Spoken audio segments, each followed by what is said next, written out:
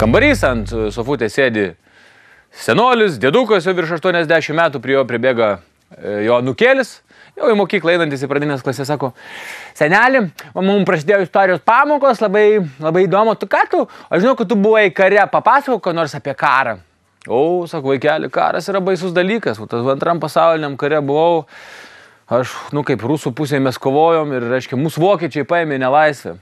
Tu neįsivaizduoja, išrikiavo visą mūsų, reiškia, visą minę žmonių, visą minę kareivių, žinai, ir sako, tegu žengia į priekį tie, kurie nori gyventi, bet tie, kurie žengs į priekį, bus vyrų pamylėti. Tie, kurie liks stovėti, bus sušaudyti. Anūkas taip žiūri ir sako, seneli, ir ką tu padarei?